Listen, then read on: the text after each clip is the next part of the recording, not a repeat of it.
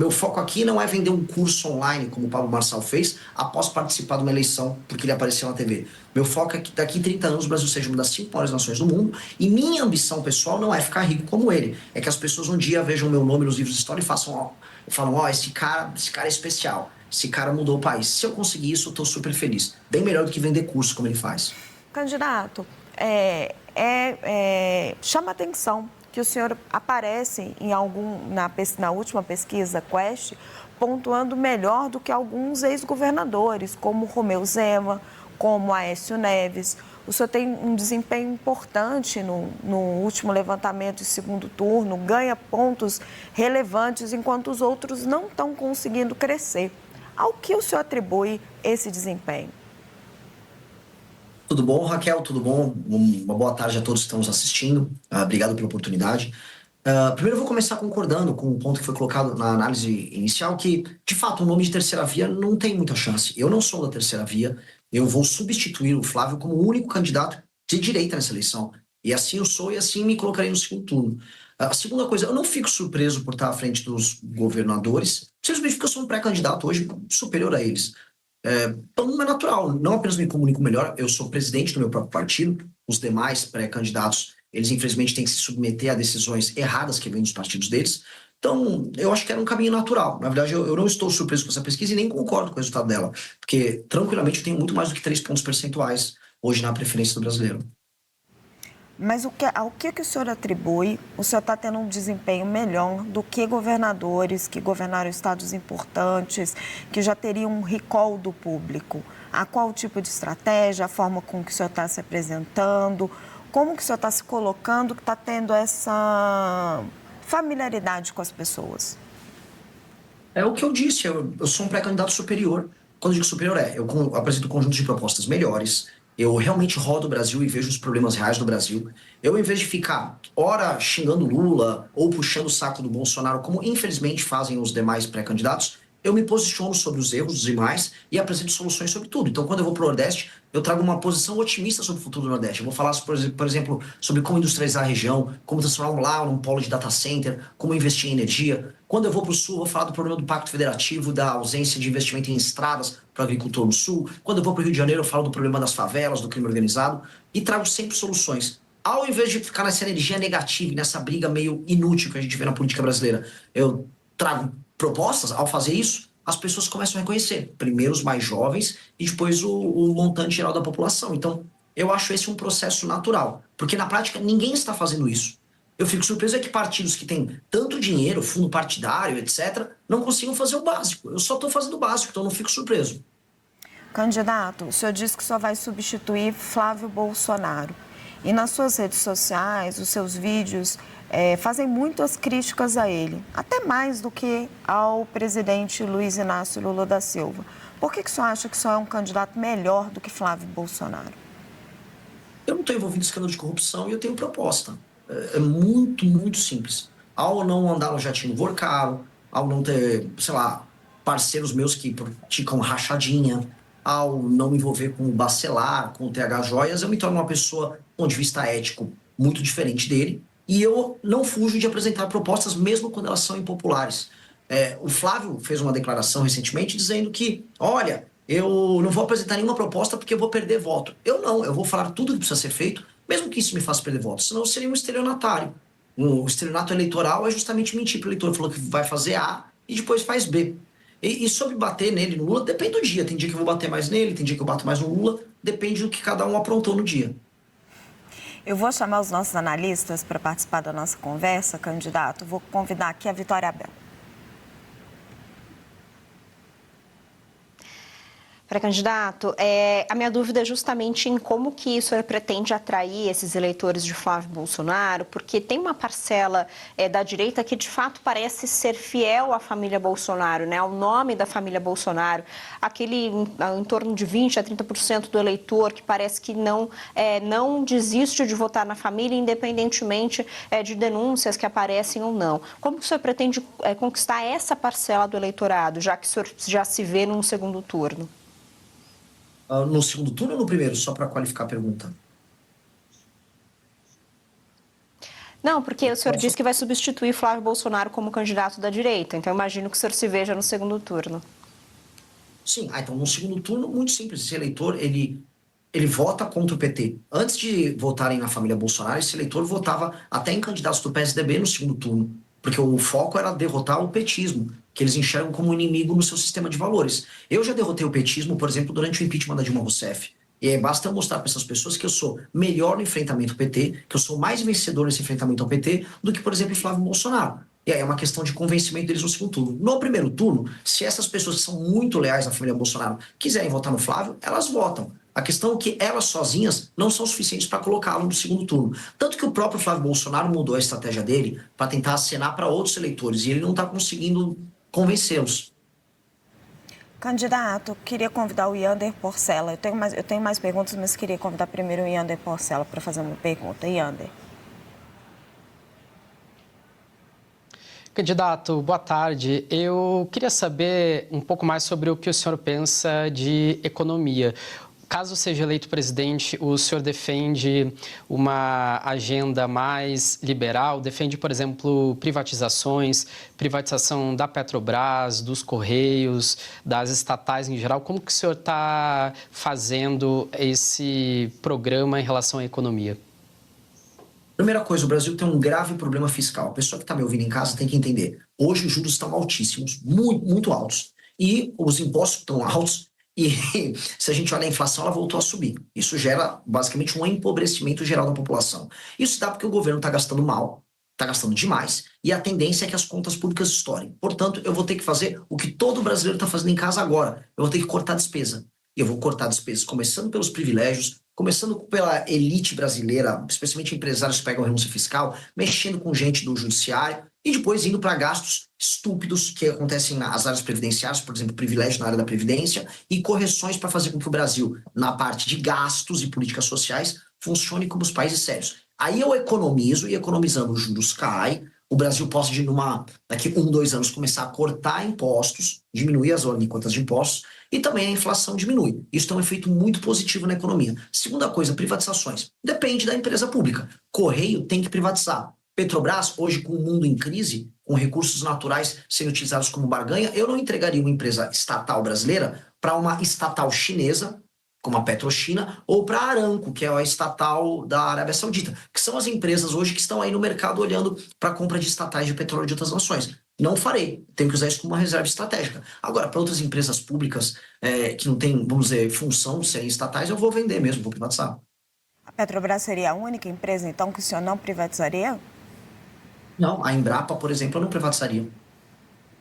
Candidato, o senhor já disse que é um admirador de Javier Milei. Por quê? Porque o Javier Milei, ele foi muito sincero no processo eleitoral argentino em falar que eles precisariam fazer reformas muito duras e que as supostas políticas sociais que encheram o Estado argentino de gastos não funcionavam e que quebraram a Argentina. E ao falar isso, ao invés de ficar contratando um marqueteiro para enganar o eleitor com palavra bonitinha, ele cativou os eleitores para uma causa. Portanto, ele, enquanto presidente, está representando uma causa, que ele chama de enfrentamento à casta dos políticos e aos gastos exagerados. E ele começou a apresentar seus primeiros resultados, como queda de inflação, redução do déficit na Argentina, que é absurdo, e começar a apontar, né, a boas expectativas em termos de crescimento econômico lá. Então eu admiro esse tipo de coragem que ele teve. Acho uma coragem realmente admirável e eu gostaria que os pré-candidatos no Brasil adotassem essa postura de falar a verdade, doa quem doer. O senhor tem ideias econômicas muito consistentes, candidato, mas, por exemplo, o seu projeto de desfavelização, como que o senhor financiaria ele? Duas maneiras. A partir do momento que a gente reduz as despesas do governo, o governo pode montar um programa de investimento em infraestrutura que inclua esse processo de desfavelização. O segundo é um modelo de leilão reverso, igual já existem em outros setores da economia brasileira, chamando a iniciativa privada para participar disso. E como? Selecionando as áreas que participariam no Programa Nacional de Desfavelização, primeiro retirando de lá o crime organizado, e ali você montar verticalização onde é necessário verticalizar, recuperação das habitações pré-existentes se tem como recuperar, criação de áreas comuns, como praças e áreas comerciais e treinamento, inclusive, para as pessoas trabalharem nessas áreas comerciais próximas, tudo financiado em parceria com a iniciativa privada, de modo a criar bairros funcionais. Com base nisso, e aumentando a capacidade de investimento do Estado brasileiro, a gente consegue mudar essa principal chaga do Brasil. Todo mundo sabe que viver em favela é muito ruim para as pessoas que moram lá. E só, sei lá, artista e intelectual acha bonito. Então, nós vamos enfrentar esse problema e, do ponto de vista econômico, isso vai se tornar uma solução e não um problema. Eu não estou falando em torrar dinheiro num programa que para muita gente é inútil porque tem gente que acha bonito favela. Eu estou falando em algo que vai integrar as pessoas e aumentar a produtividade daquelas pessoas das favelas, porque ao serem tratadas com dignidade, terem um bairro bom para morar, elas vão trabalhar melhor, produzir mais, estudar, porque no fundo elas estão sendo respeitadas como cidadãos. Vitória. Essa última parte, pré-candidato, que o senhor falou de retirar, por exemplo, o crime das favelas, a gente sabe que é um problema bastante difícil de se resolver. Muitos diferentes governos, tanto nacional quanto governos estaduais, não conseguiram fazer isso. Como que o senhor pretende fazer isso? E só mais uma pontuação em relação aos gastos, né? Porque o senhor fala de diminuir gastos do governo, mas a gente sabe que boa parte dos gastos hoje são despesas obrigatórias, estão completamente amarradas na máquina pública e até mesmo vinculadas à Constituição. Como que o senhor pretende também fazer isso? Contar com o Congresso também para modificar a Constituição? Com certeza. E começa por aí mesmo. Inclusive, para eu já citar um exemplo do Milei na Argentina, para não parecer que eu estou enrolando alguém com isso, nós já protocolamos a PEC, que é uma PEC de ajuste fiscal, protocolada pelo deputado Kim Kataguiri, está no Congresso Nacional na fase de coleta de assinaturas, e lá nós temos todas essas alterações na Constituição para acabar com certas vinculações e indexações que fazem com que o orçamento estoure. E eu tenho como obrigação convencer o Congresso Nacional a votar isso ainda este ano. Ou seja, venci a eleição em outubro, e em novembro e dezembro eu tenho que trabalhar com o Congresso para fazer essa transição. Sobre o processo de desfavelização e enfrentamento ao crime organizado, veja, nunca de fato o governo brasileiro tentou. Desde a redemocratização, desde 88, não há um trabalho coordenado para destruir o crime organizado no Brasil. A gente teve alguns trabalhos dos governadores. Houve o projeto, por exemplo, das UPPs no Rio de Janeiro. Mas as UPPs, do que adiantava você fazer, por exemplo, a ocupação militar da favela, se a continuidade do crime se dava através das legislações brasileiras, tanto de processo penal, leis de execução penal e de código penal, que são frouxas e brandas no combate ao crime. As penas brasileiras são baixas em geral. Também não há um estatuto, né, do ponto de vista jurídico, especial para o membro da facção criminosa. Logo, ser membro de uma facção não torna, por exemplo, um bandido diferente ou muito diferente de um bandido comum. E aí isso gera um incentivo para o funcionamento do crime organizado. Por isso que as UPPs no Rio de Janeiro não funcionaram. Não dá para fazer ação isolada, vai ter que ser uma ação integrada com o governo federal, quase entendida como uma guerra contra o crime. Nesse meu ponto, entendida como uma guerra contra o crime, para acabar com os caras de cabo a rabo. E tem que ser isso, de cabo a rabo. Tem que ser pela primeira vez, desde que o Brasil tem a Constituição recente, de 88, um compromisso do governo federal em erradicar o crime organizado. Candidato, como acabar com a corrupção? Igual acaba com o vagabundo, o criminoso faccionado. Aumento de penas e fiscalização.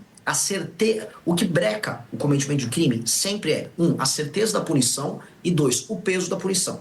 Se um bandido sabe que ele será punido e que a punição é pesada, ele vai deixar de cometer o crime. Aqui no Brasil, tanto para o crime armado, né, o crime, vamos dizer, violento, quanto para o crime do colarinho branco, essas duas coisas são quase incentivadas. Mas ela está enraizada dentro do Congresso brasileiro. Como que o senhor conseguiria fazer isso tendo que lidar com esse Congresso? Passo a passo e com apoio popular, e entendendo que nem todo o Congresso é composto de vagabundos. Por mais que hoje, e assistindo, vamos dizer, as pautas bombas que passam, a gente perca completamente a fé no Congresso Nacional. Eu entendo que, vencendo a eleição, eu estabelecerei, no processo eleitoral, o espírito do tempo no momento das eleições. Ou seja, o Congresso Nacional, em alguma medida, será influenciado pela agenda que o presidente da República levou à frente. Foi assim quando o Bolsonaro, por exemplo, venceu em 18, havia um espírito do tempo ao redor dele. Isso vai ajudar a pautar algumas pautas que são prioritárias. Dentre elas, por exemplo, o retorno à prisão na segunda instância, a separação do foro privilegiado do STF. A gente sabe muito bem que esses mesmos políticos corruptos se utilizam de escritórios amigáveis a certos ministros do STF e também do STJ e também de relações próximas para nunca serem punidos. A PGR virou uma engavetadora também, né, ao longo dos últimos anos. Então, nós temos claramente um modelo de impunidade envolvendo a política brasileira. Só que isso passa a política brasileira. Isso envolve parte do empresariado, que eu vou chamar de corrupto também. Isso envolve todos os tipos de crimes de colarinho branco que quase hoje não tem punição. Há uma certeza de impunidade para eles. Yander? Candidato, o senhor tem falado um pouco sobre o problema do crime organizado, que está muito em evidência. Agora, eu queria saber como que o senhor pensa que seria mais eficaz esse combate ao crime organizado, se o senhor concorda com essa classificação dos Estados Unidos em relação ao PCC e o Comando Vermelho como organizações terroristas. E também o senhor tem falado um pouco sobre como resolver o problema do Rio de Janeiro, especificamente. Eu queria que o senhor comentasse um pouco sobre esses pontos. O enfrentamento ao crime organizado no Brasil, ele sempre foi feito de maneira fracionada. Nunca houve uma estratégia de enfrentamento. Pro espectador que está nos assistindo, existem 2 modelos de facção criminosa no Brasil. Um modelo eu chamo de modelo horizontal. Por que horizontal? Porque você olha no mapa e eles estão lá. É a ocupação territorial que, por exemplo, o Comando Vermelho faz, o bonde dos malucos, são os nomes horrorosos, faz em certas regiões na Bahia.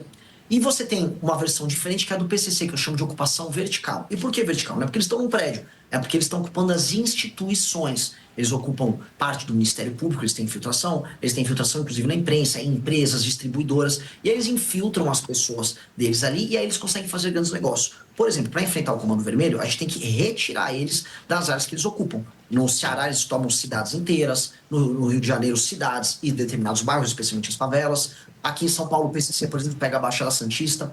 Já o PCC, o modelo dele, por exemplo, é baseado muito na exportação da droga para países europeus, e esse dinheiro que eles obtêm com a exportação da droga, eles lavam em outras atividades. Então eles lavam de combustível até shows de funk, como aconteceu agora com o MC Rian.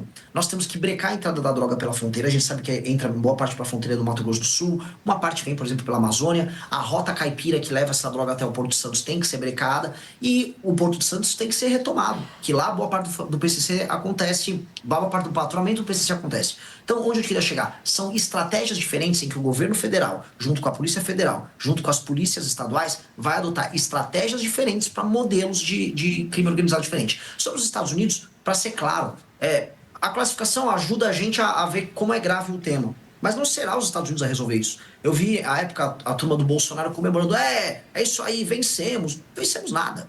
O Trump não vai fazer nada aqui no Brasil. Quem terá que fazer será o presidente da República do Brasil. E os governadores que terão que se aliar nesse projeto. Então, eu acho um pouco indiferente, ainda que eu concorde em qualificar como entidades anômalas, como terroristas, as facções brasileiras. Candidato, eu queria falar de governabilidade. O presidente Lula está no seu 3º mandato, então as pessoas podem gostar ou não gostar dele, ele tem uma experiência enorme e está tendo uma dificuldade imensa para governar, porque tem um presidente do Senado com o qual ele está em conflito. Como é que o senhor, com um partido pequeno, iria governar o Brasil? O presidente Lula, quando a gente olha em perspectiva, ele tem uma fama, ele era um grande articulador, porque ele nunca executou. Ele sempre tentou comprar o Congresso. O Lula tentou comprar o Congresso no mensalão, depois com o Petrolão. E a diferença que ele está tendo agora, nesse mandato em que ele tem mais dificuldade, é simplesmente porque agora as emendas ficam à disposição dos parlamentares por conta do orçamento secreto. E aí ele não tem esses instrumentos. Ou seja, ele nunca foi um líder político bom o suficiente para cativar, através do seu projeto, os partidos a se juntarem ao seu governo. Hoje, naturalmente, é uma dificuldade muito grande por conta do orçamento secreto. E eu acho que ele tem que acabar. E nesse ponto, eu converso e dialogo com o STF, inclusive com o Flávio Dino, que é do campo político oposto ao meu, mas que hoje é ministro supremo, porque o Flávio Dino está lá, nesse instante, tentando mexer nos golpes e crimes tocados por parlamentares no orçamento secreto. Então, acho que o STF tem que disciplinar, junto com o governo federal, essa questão, para parar de existir essa chancela ao centrão de usar o orçamento brasileiro como ele quiser, e aí ficar apenas botando uma faca no pescoço do presidente, não importa se de direita, de esquerda, de centro. Essa é a primeira coisa, nós temos que disciplinar essa questão do orçamento. Segundo, eu vou fazer composição. O que eu não vou fazer é toma lá da cá. E eu vou compartilhar o lucro político das vitórias nossas. Ou seja, se os governadores participarem e com as bancadas estaduais participarem da minha vitória na desfavelização e no combate ao crime, eu entrego a vitória política de mostrar essa conquista para todo mundo. Não tenho problema nenhum. O que eu não vou entregar é vitória econômica, vitória financeira, entregar ministério de porteira fechada para as outras pessoas fazerem negócios, como acontece com uma tradição em Brasília. Entendam, você mesmo citou, se eu fui eleito de um partido que foi criado há 6, 7 meses atrás e venci as eleições, significa que o que eu digo é tão importante que o brasileiro falou, coloquem ele lá para mudar essa relação. E eu vou chegar lá para estabelecer uma nova relação. E eles vão ter que se ajustar a essa nova relação. Até porque o Brasil está quebrando. Até porque o modelo de roubalheira com emendas, que boa parte desse Congresso faz, e a gente sabe que essa é a base daquilo que a gente chama de política lá em Brasília, ele já ficou impossível, inviável. O Brasil está indo para uma crise fiscal que em 2007, 2028, ele quebra. E aí, eles são o carrapato no boi. O carrapato está matando o boi. E o carrapato no Brasil até tem uma consciência. Às vezes ele acorda e ajuda em umas reformas. Aconteceu isso na reforma da Previdência, nas reformas do governo Temer, aconteceu no governo de Itamar. Então, assim, chegou o momento da gente botar a consciência no carrapato e depois disciplinar o carrapato para ele parar de sugar tanto o sangue do boi, que infelizmente é o Brasil. Candidato, para a gente fechar, o senhor está aparecendo como o outsider dessa campanha, né? A surpresa da campanha. Alguns comparam o senhor a Pablo Marçal, que foi a surpresa da campanha à Prefeitura de São Paulo. O senhor aceita essa comparação ou repudia? Raquel, gosto tanto do seu trabalho, nunca te fiz nada, me comparar com esse cara. É uma pergunta legítima. Eu não estou comparando, eu estou dizendo que a comparação é feita. O senhor aceita ou repudia? Não apenas repudio, né? E, obviamente, isso não tem nada a ver com a realidade, né? O Pablo Marçal, ele era um aventureiro numa eleição, falando absurdos, sem proposta concreta nenhuma. Eu estou há 12 anos na política, sem nenhuma mácula ao meu respeito, liderei manifestações grandes, fundei e sou hoje presidente de um partido político, e por mais que eu esteja de fora, e realmente de fora do jogo político, eu criei um partido para que a gente entre nesse jogo, reforme ele por dentro, e que dure nos próximos 10, 20, 30 anos como uma força que vai mudar o destino do Brasil. Meu foco aqui não é vender um curso online, como o Pablo Marçal fez, após participar de uma eleição, porque ele apareceu na TV. Meu foco é que daqui a 30 anos o Brasil seja uma das 5 maiores nações do mundo, e minha ambição pessoal não é ficar rico como ele, é que as pessoas um dia vejam meu nome nos livros de história e falam, esse cara é especial, esse cara mudou o país. Se eu conseguir isso, eu estou super feliz. Bem melhor do que vender curso como ele faz.